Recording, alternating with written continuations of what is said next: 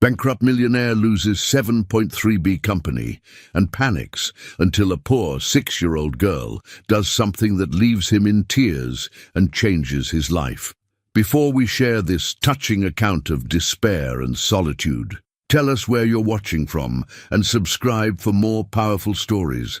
The crystal champagne flute shattered against the marble floor of the 52nd floor boardroom, sending fragments across the polished surface like fallen stars.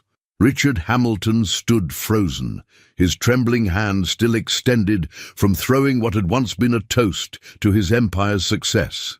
The words from his attorney echoed in his mind like a death sentence. Richard, Apex Industries is gone. $7.3 billion vanished. How? Richard's voice cracked, barely a whisper against the silence of the room that had witnessed his greatest triumphs. His reflection in the floor-to-ceiling windows showed a man who had aged 10 years in 10 minutes.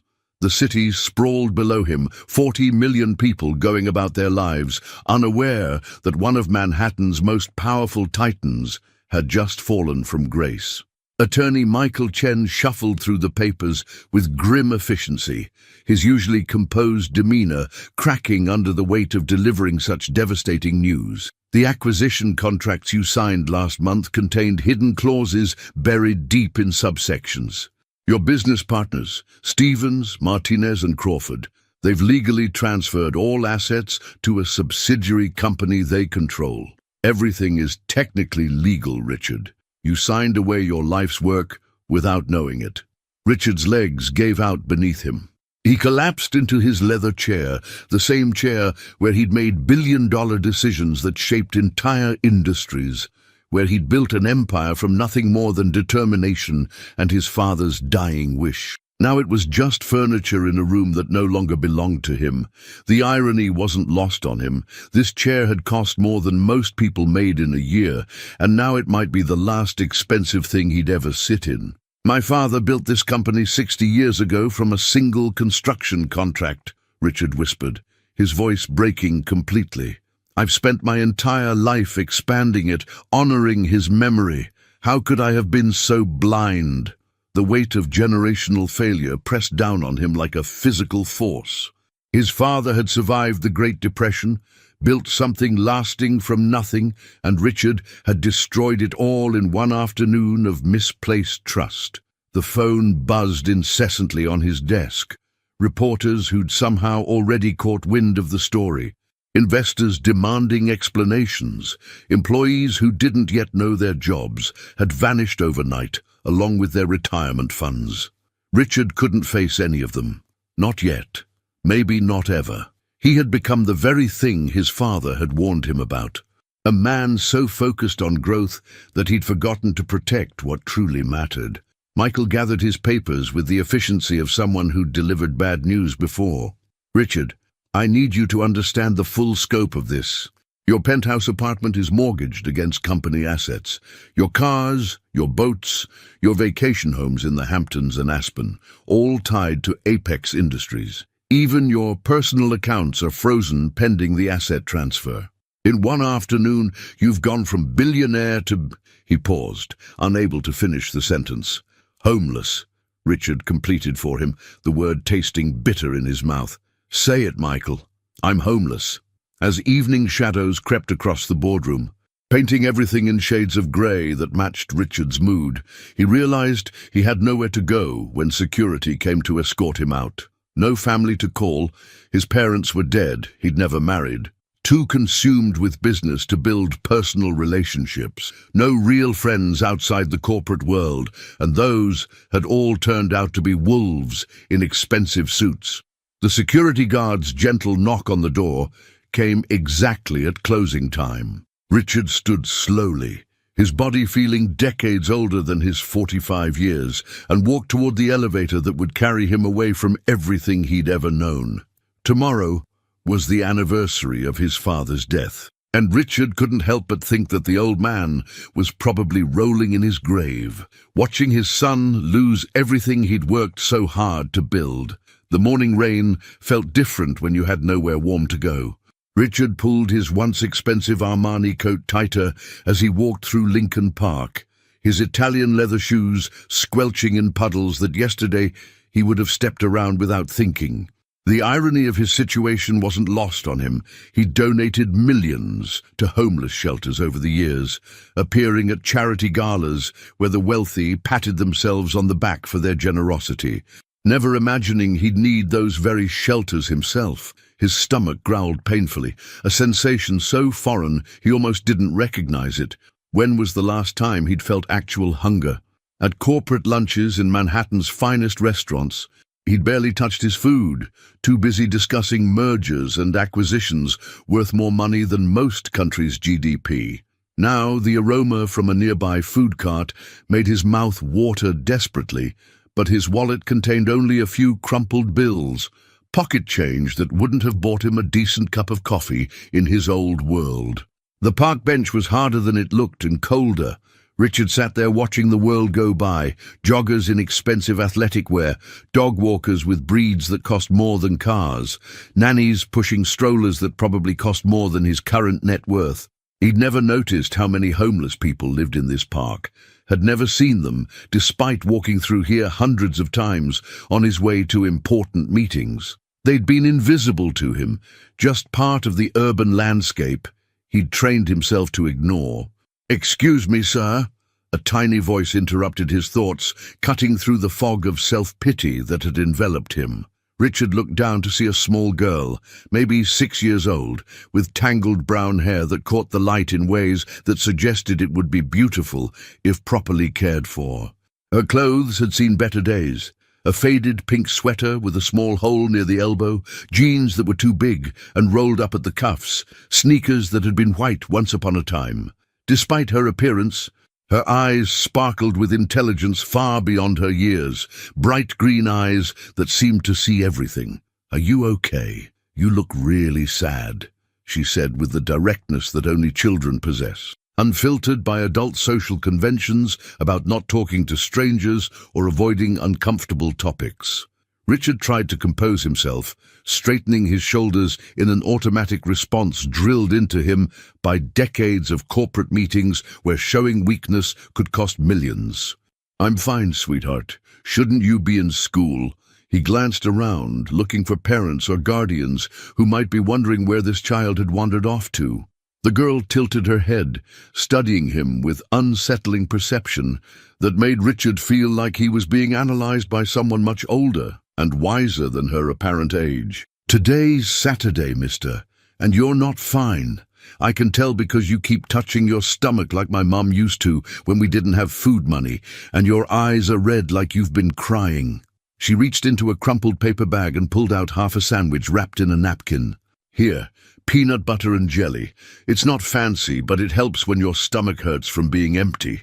Richard stared at the offering, his throat tightening with emotion he couldn't control. This child, who clearly had so little, was trying to feed him. The sandwich looked homemade but simple, the kind of basic meal that represented survival rather than choice. I can't take your food. You need it more than I do." "My name's Emma," she said, completely ignoring his protest and pressing the sandwich into his hands with the firmness of someone used to making executive decisions despite her age. "What's yours?" "Richard," he managed, his voice hoarse with emotion that threatened to overwhelm him entirely.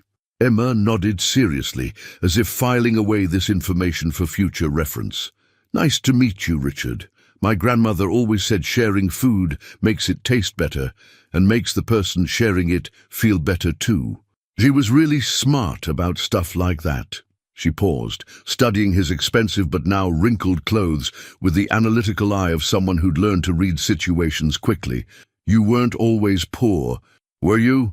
The question hit him like a physical blow, not because it was rude, but because it was so perceptive. This 6-year-old had seen through his facade in seconds, reading the truth in details he hadn't even noticed himself. "How did you know that?" Emma smiled, revealing a gap where her front tooth should be, making her look even younger and more vulnerable. "Your hands are too soft for being poor very long. They don't have the rough spots that come from doing hard work or washing clothes in sinks. And your coat is really good quality, even though it's dirty now." The stitching is different from cheap clothes. My grandmother taught me to notice things like that. Plus, you stand up straight like my teacher says rich people do on TV. Even when you're sad." She shrugged as if her observation was perfectly normal, as if everyone could read people like open books. "What happened to your money?" Richard found himself sitting on the park bench with Emma, sharing not just her sandwich but his story. There was something about this child's direct, non-judgmental questions that made him want to answer honestly, to unburden himself to someone who had no agenda, no corporate connections, no reason to use his information against him. She listened with the intensity of someone much older, occasionally nodding or asking surprisingly insightful questions that cut straight to the heart of complex business matters. "So these men who were your friends," Emma said, swinging her legs from the bench in the carefree way that only children can manage. "They tricked you into signing papers that gave them your whole company? Like all of it?" "That's actually a very accurate summary," Richard admitted, amazed at how she'd distilled his complex legal nightmare into such simple terms. 3 Harvard-educated lawyers had spent hours explaining the intricacies of corporate law and asset transfer. But Emma had grasped the essential betrayal in minutes. Emma frowned, her small face scrunching in concentration that made her look like a tiny professor working through a difficult theorem. "That sounds like the fox and the crow story Grandma used to tell me. The fox tricks the crow into dropping his cheese by making him sing, telling him how beautiful his voice is. The crow gets so happy about the compliments that he opens his mouth and loses his food." She looked up at Richard with eyes that seemed far too old for her face. "Did they make you feel special before you signed the papers?" Richard's breath caught in his throat. The memory came flooding back. Stevens clapping him on the back at the country club, Martinez praising his vision at the quarterly board meeting, Crawford calling him a genius at the charity gala just weeks before the signing. They praised my leadership, said I was the only one who could lead the expansion they were proposing. They made me feel like I was finally getting the recognition I deserved after years of building the company. He stared at Emma in amazement. "How do you see these things so clearly?" "Grandma said I see patterns where other people just see pieces," Emma replied matter-of-factly, as if discussing something as mundane as the weather. "She said my brain works different, like a puzzle that puts itself together even when some pieces are missing. She took me to a doctor once who used big words like exceptional cognitive processing and pattern recognition capabilities, but Grandma just said I was special, and that was enough." She pulled a worn notebook from her pocket, its pages filled with childish handwriting and surprisingly sophisticated drawings. "I draw the patterns sometimes when I see them in my head. Want to see?" Richard watched in growing amazement as Emma flipped through pages filled with incredibly detailed drawings and numbers. There were mathematical sequences he recognized from his MIT engineering degree, but arranged in ways he'd never seen before. Market trend graphs that looked remarkably similar to stock patterns he'd studied. Organizational charts that resembled the corporate structures he'd learned about at Harvard Business School. Flowcharts showing cause and effect relationships that would have impressed his strategy consultants. "Emma," Richard said slowly, his voice filled with wonder and growing excitement, "where did you learn to draw like this?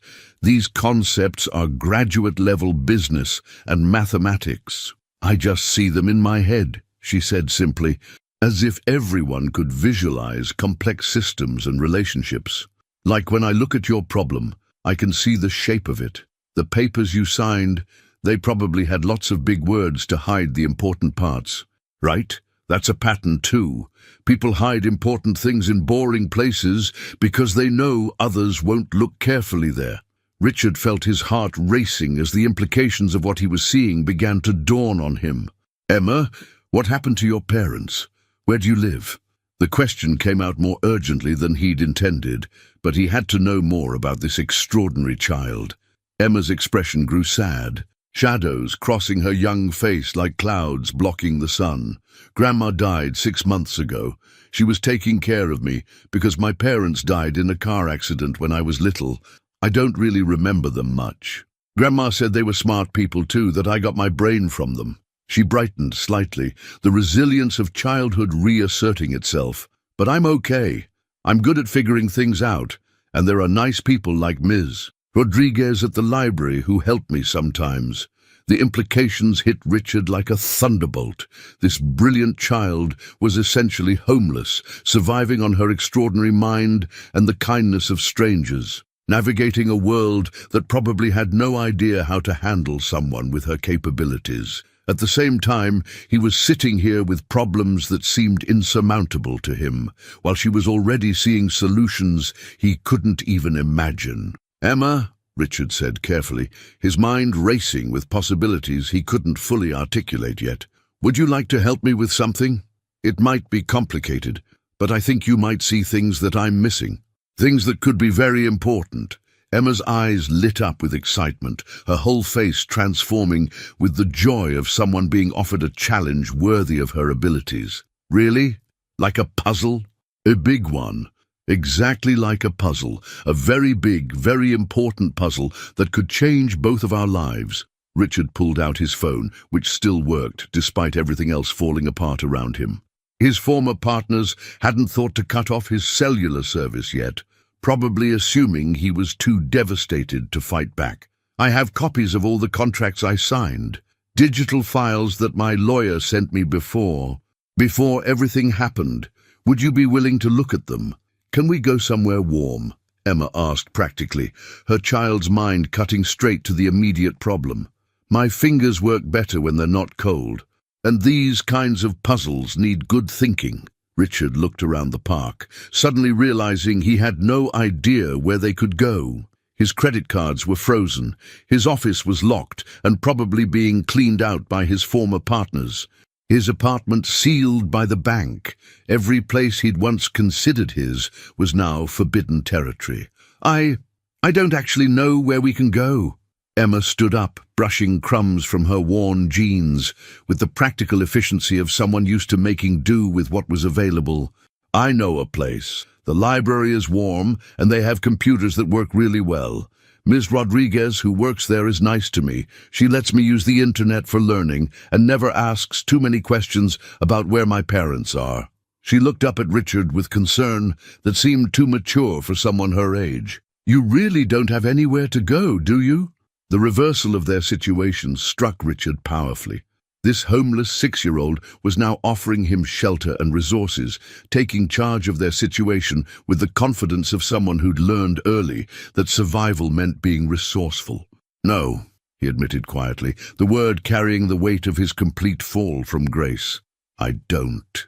Emma reached up and took his hand with the confidence of someone used to taking charge of difficult situations, her small fingers surprisingly strong and warm. "It's okay. We'll figure it out together. That's what Grandma always said. Problems get smaller when you share them with the right person, and they disappear completely when you share them with someone who sees things differently than you do." As they walked toward the library, Richard found himself studying Emma more closely. Her observations about people and patterns weren't just clever party tricks.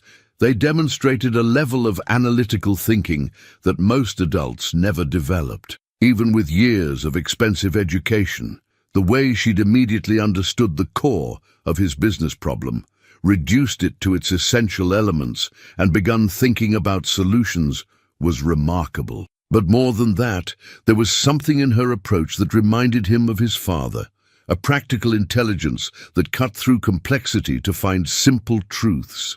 "Emma," he said as they reached the library steps, the imposing stone building looking like a sanctuary in his current circumstances.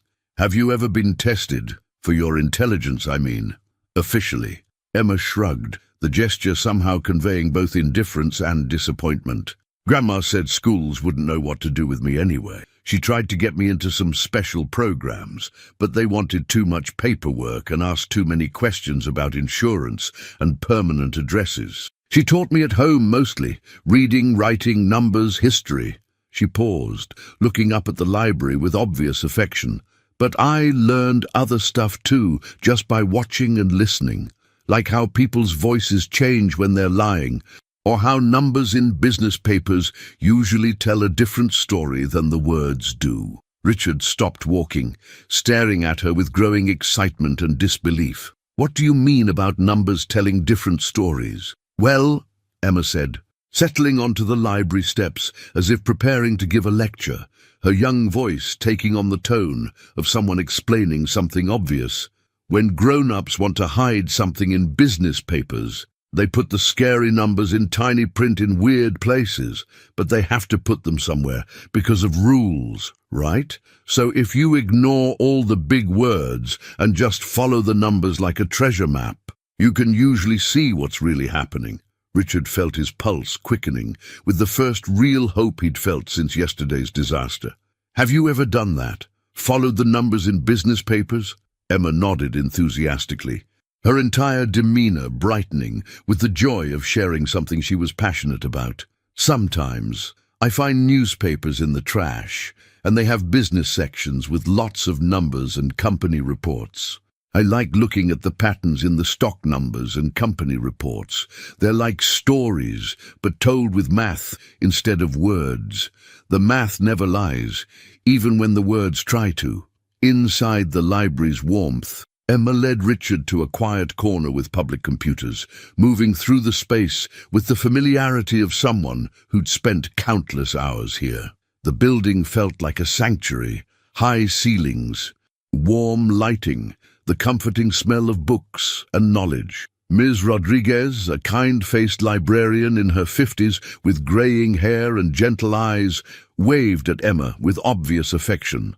"Hello, sweetie. I was wondering when you'd come by today," Ms. Rodriguez said, her voice carrying the warmth of genuine care. Then she noticed Richard, her expression shifting to polite curiosity mixed with protective concern. "And who's your friend?" "This is Richard," Emma said simply, with the straightforward honesty that characterized all her interactions. "He's helping me with a big puzzle about business papers. It's really complicated." Ms. Rodriguez smiled warmly at Richard, though her eyes held the subtle questions of someone who'd learned to be cautious about adults who befriended children without obvious connections.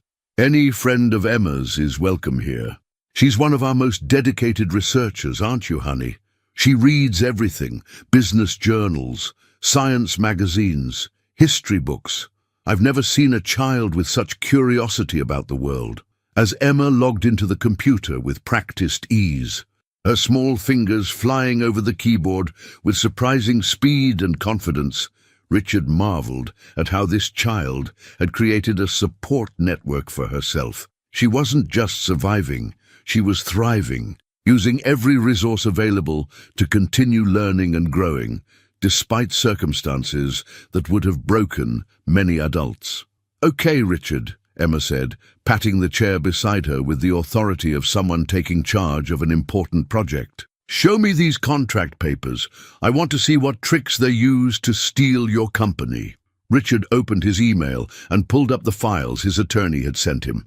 The contracts filled the screen, dozens of pages of dense legal language, corporate structures, financial terms, and subsections that would have challenged even experienced business lawyers. Emma leaned forward, her small fingers tracing patterns on the screen as she began to read, her eyes moving in complex patterns that suggested she was processing information at a speed that seemed impossible.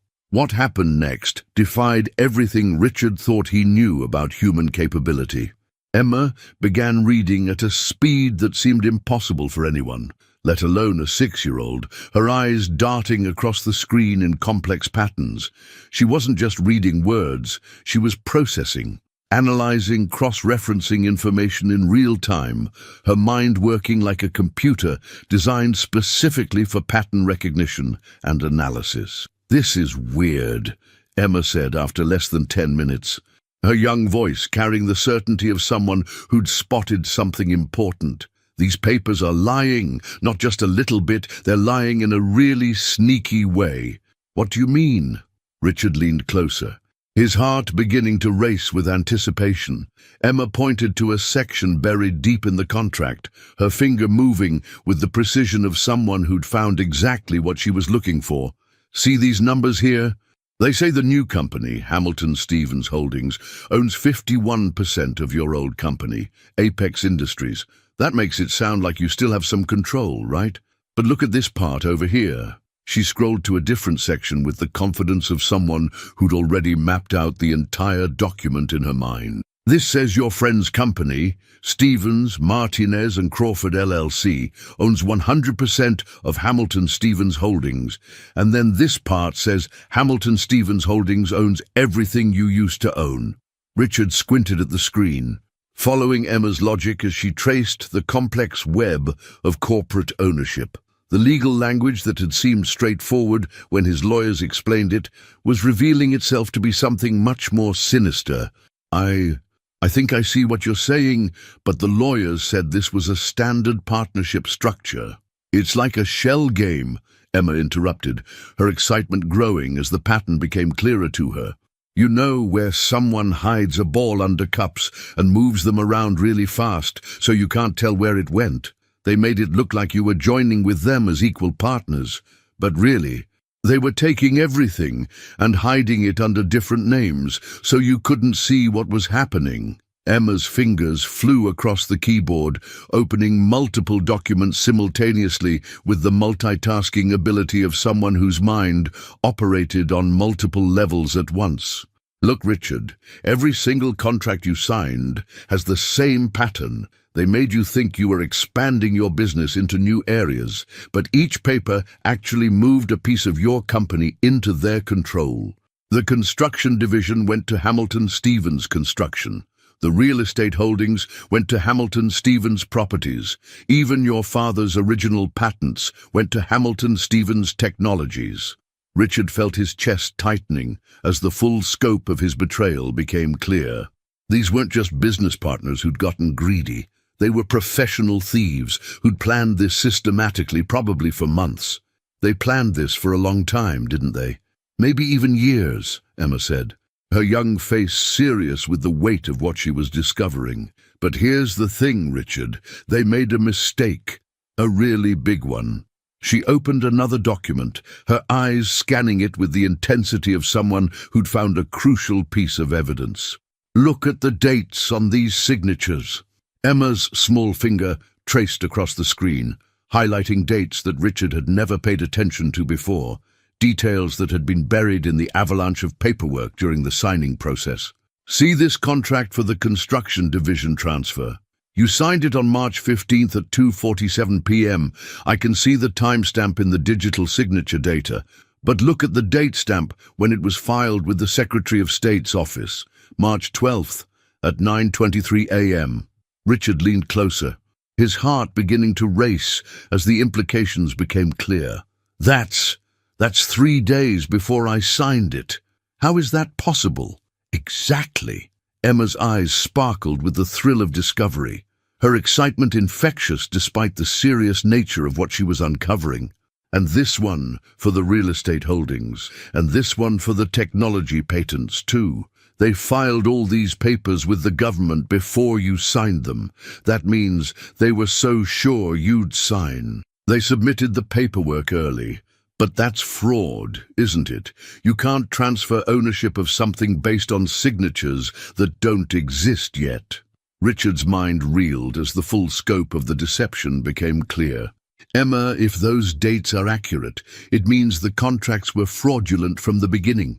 They couldn't legally transfer assets based on signatures that didn't exist yet. He stared at this remarkable child who had just handed him the key to potentially reclaiming his life. How did you see that?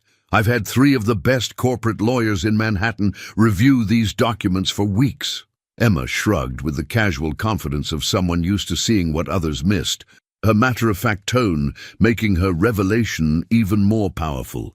Grown-ups usually look at the big, important-looking parts, the money amounts, the company names, the fancy legal words. Kids look at everything because we don't know what's supposed to be important yet. Plus, I always check dates on everything because Grandma taught me that timing tells you more about people's real intentions than their words do. She scrolled through more documents, her small hands moving with the precision of someone who'd found a clear trail to follow.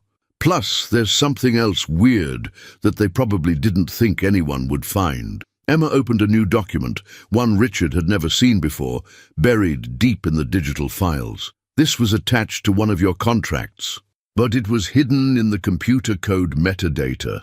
I found it by accident when I was looking at the file properties. Where did you learn to look at file metadata? Richard asked, amazed at the technical sophistication this child was displaying. YouTube University, Emma said with a grin, using a phrase that made her sound much older than her years. There are tutorials for everything if you know how to look. Grandma said learning was the most important thing I could do, so I try to learn something new every day. Computer stuff is really interesting because it's all patterns and logic. The document Emma had found was an email chain between Stevens, Martinez and Crawford, discussing their plans in detail. Richard read with growing anger and amazement as he saw his supposed friends referring to him as the Mark and discussing how they would eliminate the Hamilton problem permanently once the transfers are complete. These men really aren't your friends. Are they? Emma asked softly, reading the emotions on Richard's face with the perceptiveness that characterized everything she did. Richard felt tears welling up in his eyes, not from sadness this time, but from overwhelming gratitude and amazement at what this extraordinary child had accomplished in less than an hour. Emma, you've just saved my company. You've uncovered fraud that 3 law firms missed. You've given me evidence that could send these men to prison and restore everything my father built. But even as he said it, Richard realized that what Emma had given him was much more than legal ammunition. She had shown him something invaluable about looking at problems differently, about the power of seeing patterns that others missed, about the wisdom that could come from the most unexpected sources.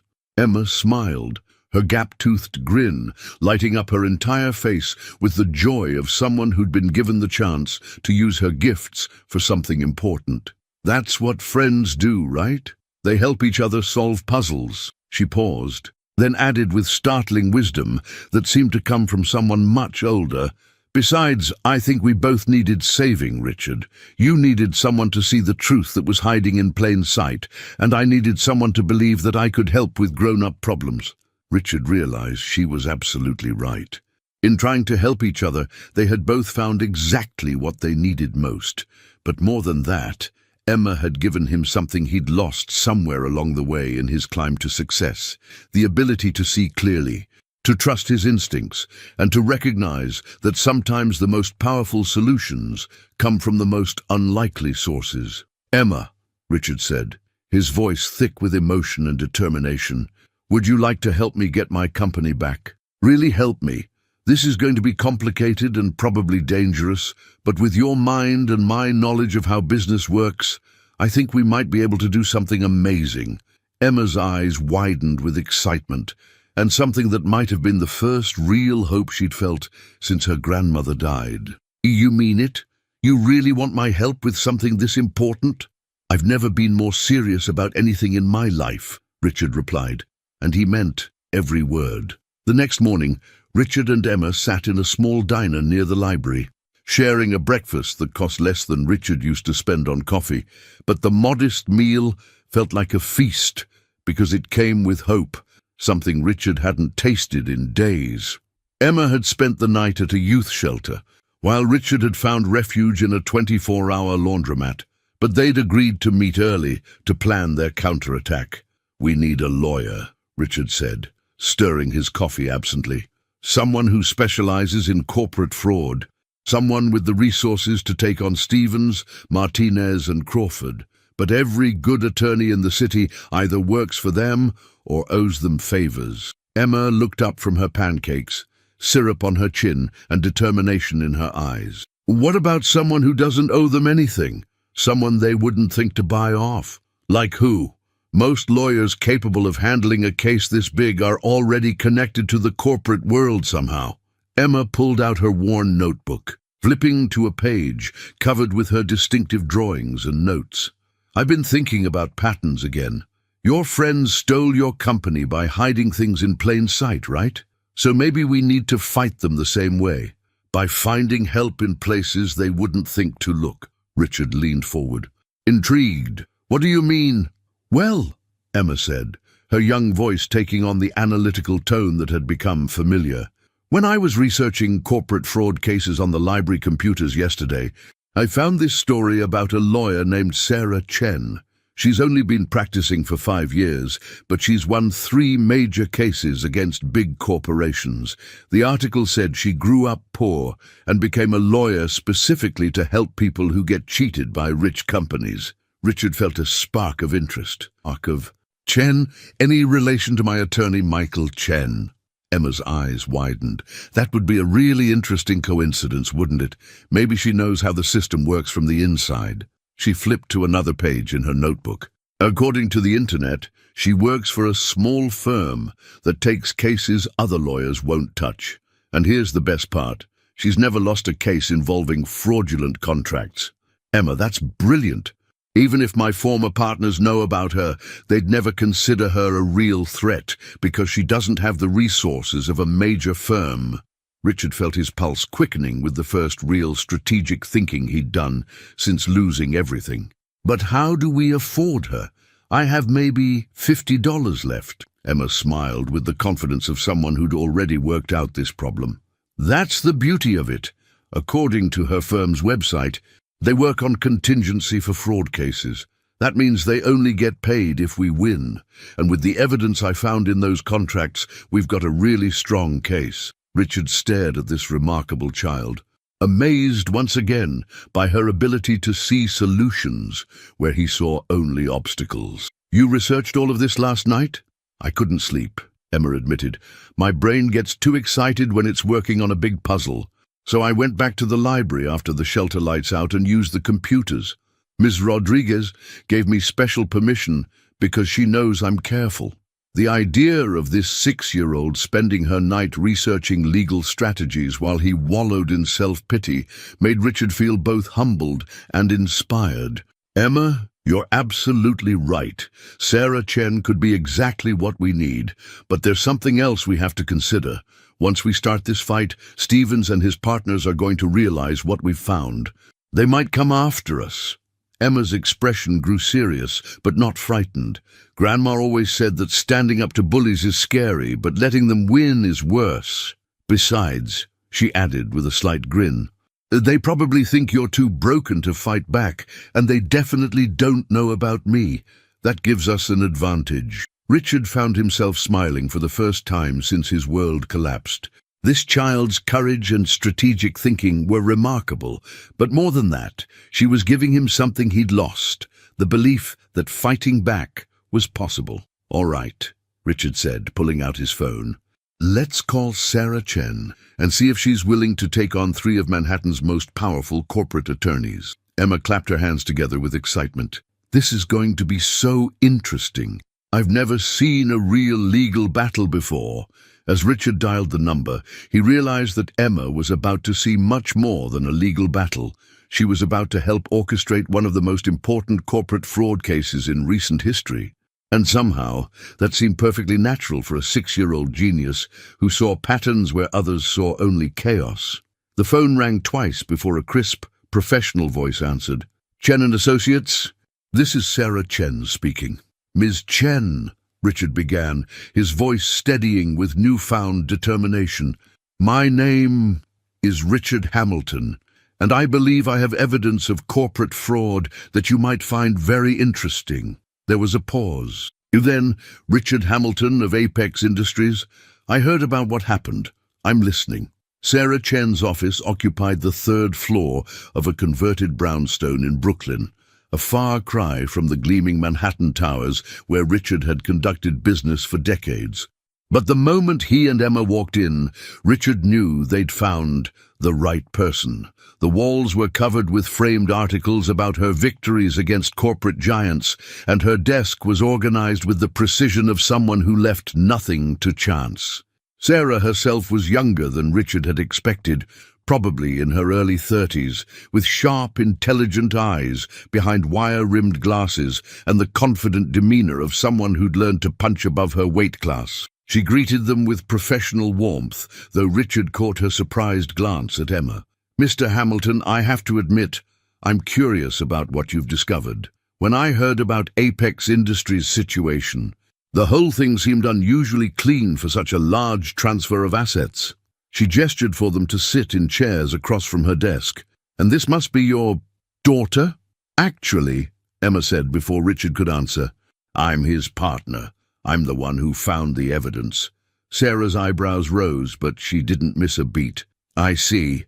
Well, partner, why don't you show me what you've discovered?" For the next hour, Emma walked Sarah through the fraudulent contracts with the same methodical precision she'd shown Richard. Sarah's expression grew more intense with each revelation, and Richard could see the attorney's mind working, already formulating legal strategies.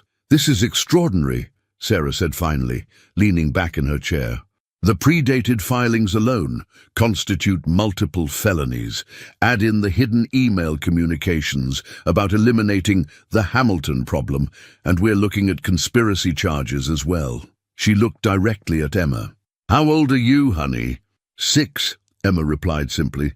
"But Grandma always said age doesn't matter when you're looking for truth." Sarah was quiet for a long moment, clearly processing the implications of having a 6-year-old as a key witness in a major fraud case. "Emma, what you found here could not only restore Mr. Hamilton's company, but also send some very powerful people to prison. Are you prepared for what that might mean?" Emma considered the question with the seriousness it deserved. "You mean they might try to hurt us, or make us look bad?" "Possibly. These men have billions of dollars at stake and reputations to protect. They'll use every resource available to discredit this evidence and anyone associated with it." Richard felt protective instincts surge through him. "Sarah, Emma's just a child. If there's any danger, I can handle myself," Emma interrupted firmly. "Besides, they already took everything from you, Richard. What more can they do? And I don't have anything for them to take away except my brain." "And they can't steal that." Sarah smiled at Emma's logic.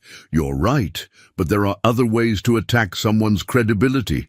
They might try to claim that a child couldn't possibly understand such complex documents, or that an adult coached you to say certain things." Emma reached into her backpack and pulled out a small digital recorder. "That's why I recorded myself explaining everything I found, with timestamps and everything. I also made copies of all my research notes in my own handwriting. Grandma taught me to always keep records when something was important." Sarah stared at the recorder, then at Emma, then back at the recorder. "You recorded yourself analyzing the evidence?" "3 times, actually. Once when I first found the problems, once when I explained it to Richard, and once last night when I went through everything again to make sure I hadn't missed anything." Emma set the recorder on Sarah's desk. "Grandma said the best way to prove you understand something is to explain it clearly to someone else." Richard watched Sarah's expression shift from surprise to admiration to something approaching awe. "Emma, in 30 years of legal practice, I've never seen evidence this well documented by anyone, let alone a 6-year-old. I want to make sure we win," Emma said simply. "Richard's father built something important, and these men stole it. That's not fair, and it's not right." Sarah was quiet for several minutes, reviewing Emma's notes and listening to portions of her recorded analysis. Finally, she looked up with the expression of someone who just realized they were holding a winning lottery ticket. "I'll take the case," she said, "but I want to be clear about something. This isn't going to be easy or quick. Stevens, Martinez, and Crawford have unlimited resources and some of the best lawyers money can buy. They'll fight dirty, and they'll try to destroy anyone who threatens them." Richard nodded gravely. "I understand the risks." "Do you?" Sarah asked pointedly. "Because once we file these fraud charges, there's no going back. They'll come after both of you with everything they have." Emma stood up from her chair, her small frame somehow commanding attention in the serious adult conversation. "Ms. Chen, sometimes the right thing to do is scary, but that doesn't mean you don't do it." She looked directly into Sarah's eyes. "My grandma used to say that bullies count on good people being too afraid to fight back. Are we going to prove her right, or are we going to show them that stealing is wrong, no matter how much money you have? Sarah smiled, and Richard could see the moment when the attorney realized she wasn't just taking on a case. She was joining a crusade led by the most unlikely general imaginable. "All right then," Sarah said, reaching for her phone. "Let's go to war." The federal courthouse in Lower Manhattan had never felt more intimidating to Richard than it did that Tuesday morning 3 weeks later.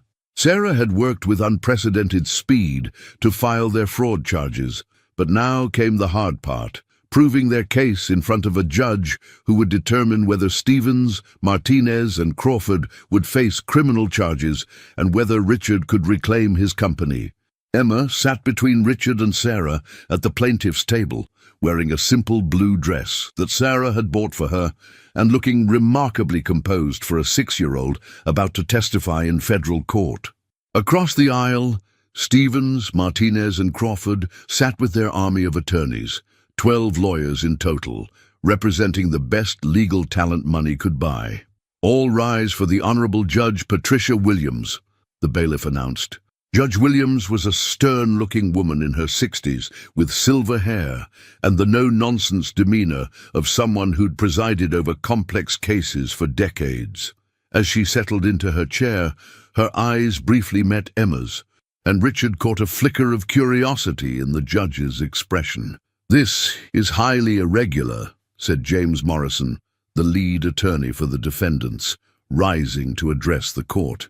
"Your Honor, the plaintiff is asking this court to believe that a 6-year-old child discovered sophisticated financial fraud that escaped the notice of multiple law firms and corporate auditors. We respectfully submit that this is either an elaborate hoax or evidence of coaching by adults with their own agenda." Sarah stood to respond. "Your Honor, we welcome Mr. Morrison's skepticism. In fact, we are prepared to demonstrate not only that Emma Hamilton Chen discovered this fraud independently, but that her unique analytical abilities allowed her to see patterns that conventional legal review missed entirely." Richard noticed that Sarah had given Emma a hyphenated name for the proceedings, a legal strategy to establish her as part of the plaintiff's family unit while protecting her identity. Emma had chosen Chen herself, saying she wanted to honor both Sarah and the grandmother who taught her to see truth in patterns. "Very well," Judge Williams said, "but I want to make something clear to all parties. This court will not tolerate any attempt to exploit or manipulate a child, regardless of which side makes such an attempt. Ms. Chen, you may begin your presentation." Sarah approached the evidence table with confidence. "Your Honor, we'll start with the most straightforward evidence, the predated filing documents that establish a clear timeline of fraud." She activated a large screen, showing the contracts side by side with their government filing dates. "As you can see, every major asset transfer was filed with the Secretary of State's office before Mr. Hamilton signed the corresponding contracts. This alone constitutes multiple felonies under federal fraud statutes." Morrison stood quickly. "Objection, Your Honor. These could easily be clerical errors or system glitches in the filing dates." "Sustained," Judge Williams said. "Ms. Chen, you'll need to establish intent to defraud, not just discrepancies in paperwork." Sarah smiled. "Of course, Your Honor.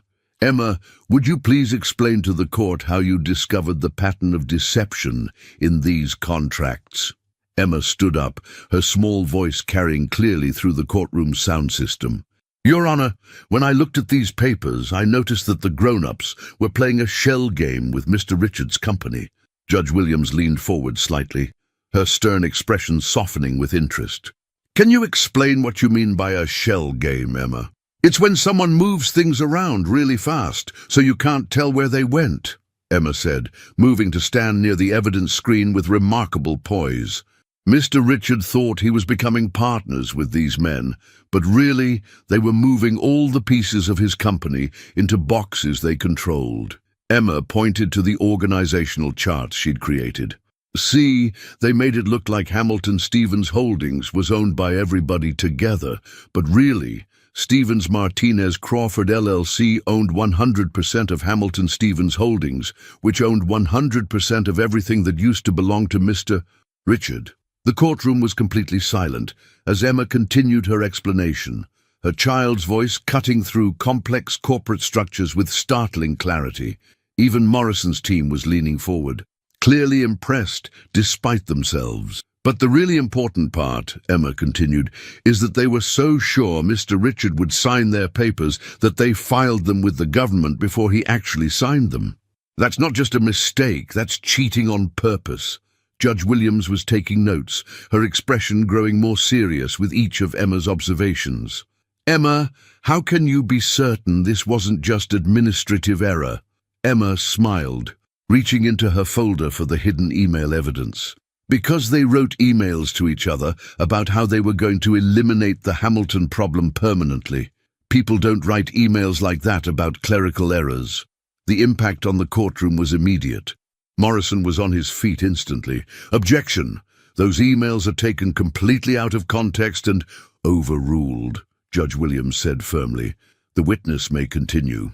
Emma looked directly at the defendant's table, her young eyes meeting the stares of three men who had underestimated her completely. The pattern is really clear when you look at all the pieces together. They planned this for a long time. They hid the important parts in boring places where they thought nobody would look. And they made mistakes because they got greedy and careless. Richard felt pride swelling in his chest as he watched this extraordinary child dismantle a multi-billion-dollar fraud scheme with the simple clarity of someone who saw truth without the filters of adult prejudice and self-interest. The cross-examination was brutal.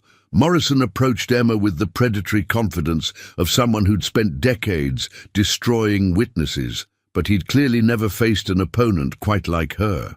His strategy was obvious: to confuse, intimidate, or trip up a 6-year-old until she contradicted herself or broke down crying. "Now, Emma," Morrison began with condescending sweetness, "you're only 6 years old. Correct? You haven't studied business or law or accounting?" "That's right," Emma agreed cheerfully, "but I can read and I can count and I can see patterns. Those are really the only things you need to understand when people are lying with numbers." Morrison's smile tightened.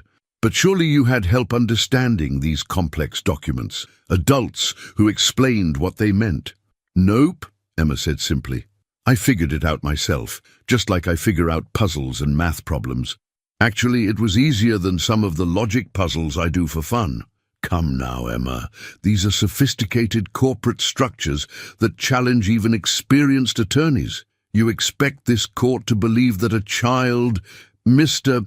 Morrison," Emma interrupted politely, "why do you keep saying I'm just a child like that's supposed to mean I'm not smart? Some kids are good at sports, some kids are good at music, and some kids are good at seeing patterns in numbers and contracts. It's not really that weird." Laughter rippled through the courtroom gallery, and Richard saw Judge Williams suppress a smile. Morrison was clearly flustered by Emma's refusal to be intimidated. "Let's try a different approach," Morrison said, his tone hardening. "Emma, do you know what perjury means?" Sarah was on her feet instantly. "Objection. Counsel is attempting to intimidate a minor witness." "Sustained," Judge Williams said sharply. "Mr. Morrison, you will treat this witness with appropriate respect, or I'll hold you in contempt." But Emma seemed unperturbed. "It's okay, Miss Sarah. I know what perjury means. It's when you lie in court." "But I'm not lying. I can prove everything I said." Morrison seized on this. "Prove it? How can you prove your interpretation of these documents?" Emma reached into her folder and pulled out a thick stack of papers covered with her distinctive handwriting and drawings. "I wrote down everything I found, when I found it, and how I figured it out.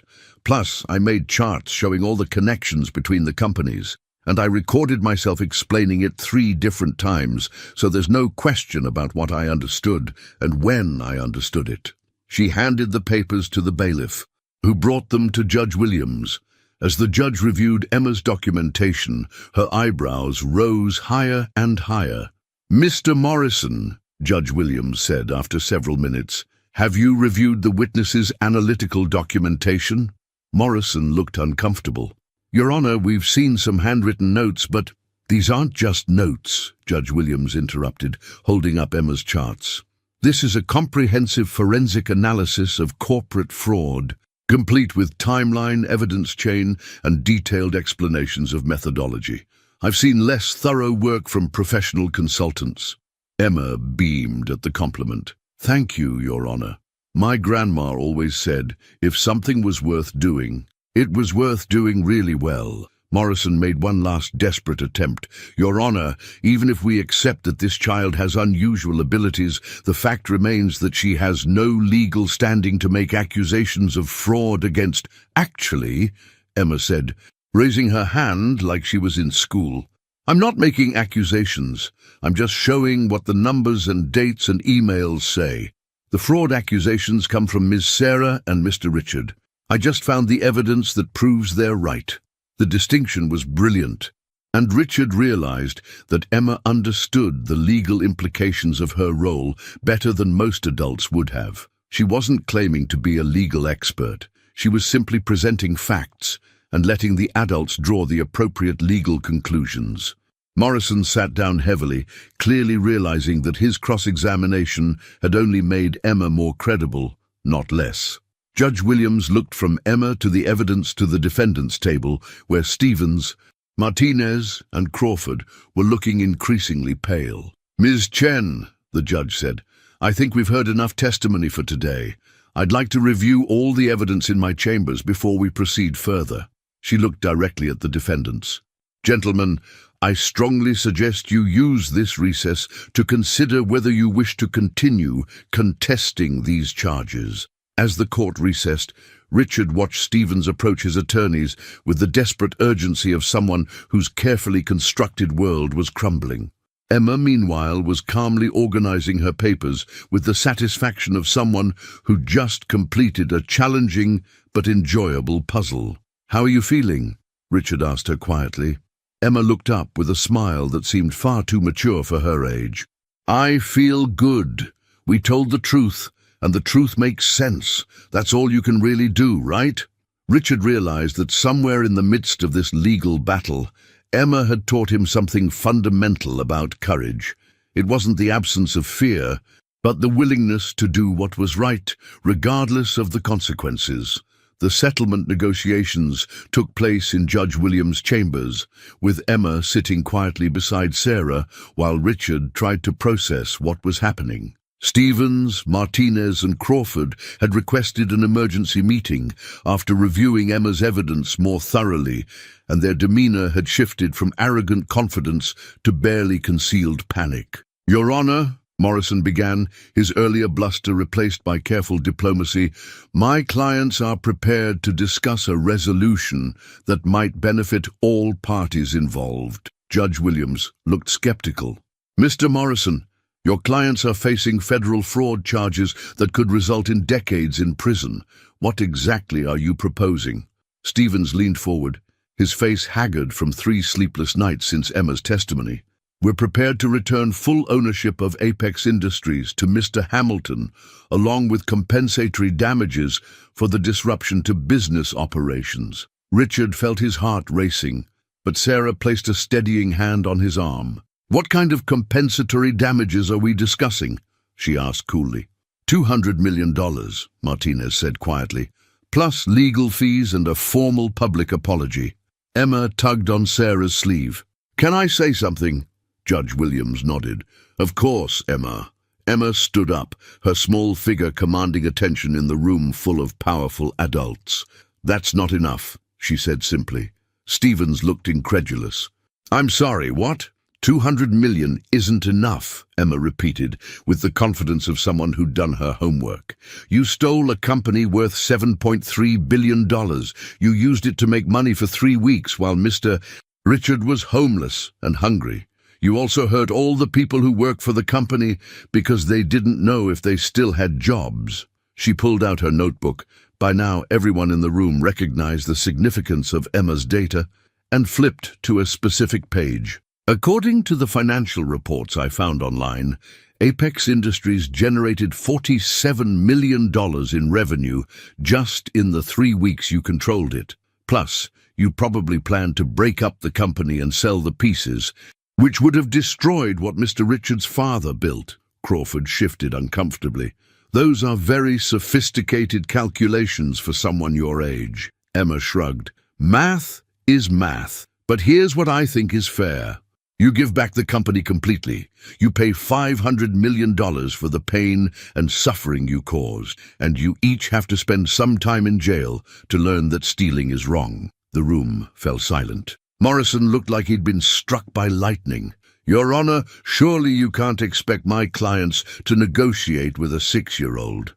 Actually, Judge Williams said, with what might have been amusement, Emma's assessment seems quite reasonable given the scope of the fraud.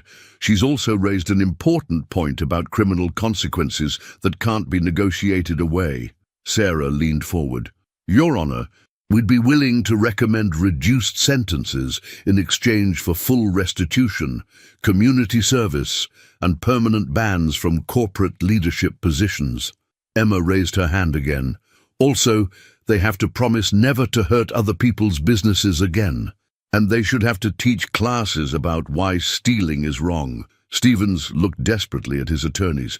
This is insane. We're negotiating the terms of our surrender with a child. A child who outsmarted all of you, Judge Williams observed dryly.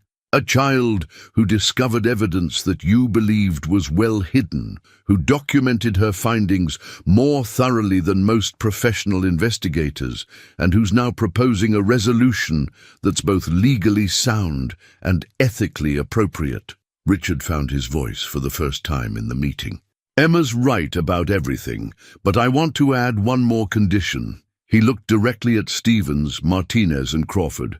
You're going to fund a scholarship program for gifted children who don't have access to proper education. Emma showed me that there are brilliant kids out there who just need someone to believe in them. Emma's eyes lit up. Really? We could help other kids who see patterns like I do. Exactly, Richard said. The Emma Hamilton Foundation for Exceptional Young Minds. $1 million a year for the next 20 years. Stevens looked at his partners, then at Morrison, who was clearly calculating the alternatives to accepting these terms. Federal prison sentences versus financial penalties and community service wasn't really a choice at all. We accept, Stevens said quietly. Judge Williams made notes on her legal pad. Very well. I'll expect formal agreements within 48 hours, including detailed plans for asset transfer, restitution payments, and community service arrangements. She looked at Emma with something approaching wonder. Young lady, you've just negotiated one of the most comprehensive corporate fraud settlements in federal court history. Emma smiled, but then her expression grew thoughtful. Your Honor, can I ask you something? Of course. What happens to me now? I mean, I don't really have anywhere to live, and I don't think I can go back to hiding in shelters and libraries. The question hung in the air, and Richard realized that in all the excitement of legal victory, they hadn't addressed the most important issue of all. What would happen to the remarkable child who had saved his life and company? Judge Williams looked from Emma to Richard to Sarah, her judicial mind clearly working through the complexities of the situation. That's an excellent question, Emma, and I think it's one that deserves very careful consideration. 6 months later, Richard stood in the renovated boardroom of Apex Industries, watching Emma explain her latest project to a group of amazed venture capitalists. The company was stronger than ever. The fraud settlement had provided resources for expansion, and Emma's insights had led to innovations that positioned Apex as a leader in sustainable construction technology. But the most important change wasn't in the business. It was in the family that had formed from the most unlikely circumstances. The adoption process had been complex, requiring testimony from social workers, psychologists, and education specialists, who all confirmed what Richard already knew. Emma was an extraordinary child who needed an extraordinary environment to thrive. Judge Williams had personally overseen the proceedings, ensuring that Emma's best interests were protected while allowing her to join the family she'd chosen. The solar panel integration system reduces construction costs by 37%, while improving energy efficiency by 52%, Emma was explaining to the investors, using a presentation she'd created herself. But the really exciting part is how we can scale this technology to help low-income families afford better housing. Sarah, now General Counsel for Apex Industries, and Emma's legal guardian along with Richard, watched from the back of the room with obvious pride. The adoption had created an unconventional family structure, Richard as father, Sarah as second mother, and Emma as the brilliant daughter who'd brought them all together. Dr. Rebecca Martinez, the child psychologist who'd evaluated Emma during the adoption process, had explained to Richard that Emma's intelligence fell into a category that occurred perhaps once in a generation. She doesn't just have a high IQ, Dr. Martinez had said. She has a unique form of pattern recognition that allows her to see connections others miss entirely.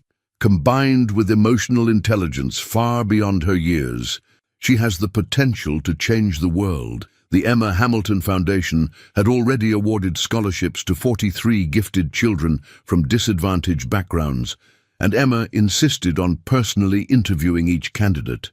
"I want to make sure they really love learning," she'd told Richard. "Smart kids who don't get to use their brains become sad kids." As the presentation concluded and the investors filed out, all eager to fund Emma's next project, Richard reflected on how completely his life had changed. He'd built his father's company back stronger than ever, but more importantly, he'd learned that success meant nothing without family and purpose. Emma bounced over to him, still wearing the small business suit Sarah had bought her for important meetings. "How did I do, Dad?" The word Dad still made Richard's heart skip a beat every time she said it. "You were perfect, sweetheart. Your grandfather would have been so proud of you." Emma's expression grew thoughtful. "Do you think he would have liked me?" Richard knelt down to her level, taking her small hands in his. "Emma, my father built this company because he believed that hard work and intelligence could overcome any obstacle. He would have absolutely loved you, not just because you're brilliant, but because you use your gifts to help other people. Like when I helped you get your company back, like when you saved both of us," Richard corrected gently. "You gave me back my company, but more importantly, you gave me a family. You gave me purpose. You showed me that the most valuable things in life can't be measured in dollars." Emma hugged him tightly. "You saved me too, Dad. You believed that I could help with grown-up problems, and you made me part of your family, even though I was just a homeless kid." Sarah joined them, wrapping both Richard and Emma in a group hug. "You know what I think?" she said. "I think sometimes the best families aren't the ones you're born into, but the ones you choose. And sometimes the most important victories aren't the ones you plan for, but the ones that happen when you're just trying to do the right thing." Through the floor-to-ceiling windows of the boardroom, the city stretched out below them. Millions of people pursuing their dreams, building their lives, facing their challenges. But up here, 47 floors above the street, where a desperate billionaire had once met a brilliant homeless child, a new kind of family had been born from shared purpose, mutual rescue, and the simple recognition that sometimes the most unlikely partnerships can change everything. Emma pulled back from the hug and looked seriously at both her parents. "You know what we should do next?" Richard and Sarah exchanged glances, both wondering what world-changing project their daughter would propose now. "What's that, sweetheart?" Richard asked. Emma grinned, her gap-toothed smile lighting up the entire room. "We should help more people solve their really big puzzles. There are lots of people out there who need someone to see the patterns they're missing." Richard realized she was absolutely right. Emma had taught him that sometimes the greatest success comes not from accumulating wealth or power, but from using whatever gifts you have to lift others up. And with Emma's extraordinary mind, Sarah's legal expertise, and his business experience, they could indeed help solve puzzles that others couldn't see. "The Hamilton Family Problem-Solving Service?" Sarah suggested with a laugh. "I like it," Emma said seriously, but we should make sure we always help the people who really need it, not just the ones who can pay the most. Richard looked at his daughter, brilliant, compassionate and wise beyond her years, and knew that his father's legacy was in the best possible hands. The company would continue to grow, the foundation would help countless gifted children, and the Hamilton name would be associated not just with business success, but with the radical idea that everyone deserves a chance to use their gifts to make the world better. "Deal," Richard said, extending his hand for a three-way handshake. "Partners forever?" "Partners forever," Emma and Sarah agreed simultaneously. And as the sun set over Manhattan, casting golden light through the windows of the boardroom where this extraordinary story had begun, a homeless billionaire, a determined lawyer, and a 6-year-old genius looked toward a future filled with the infinite possibilities that come from combining brilliance with compassion, success with purpose, and love with the courage to see patterns that others miss.